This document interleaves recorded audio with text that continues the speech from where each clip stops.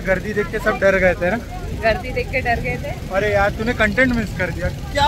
WWF जैसा उठा उठा के पटक रहे थे लोग भीड़ में। क्यों झगड़ा कर रहे थे? शिव जी के दर्शन को आए और तांडव कर रहे हैं अंदर, लोग ही कर रहे हैं। सही है ये, मेरे को बहुत बेकार।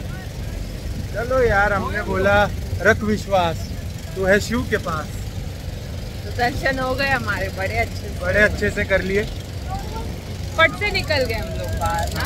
हाँ फट से यानी आधे घंटे में कर लिया। आधे घंटे, वैसे भी 1.5 घंटे का ये है ही वहाँ पे।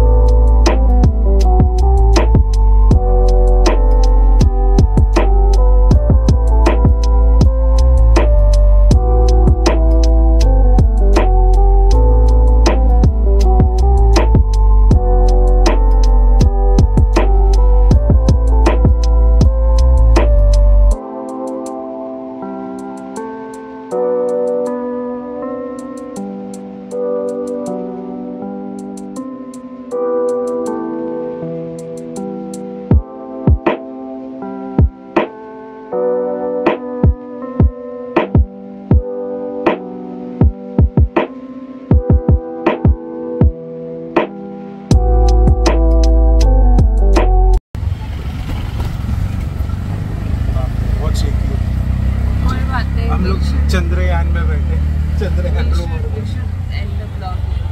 घर जाके मुझे अलग काम।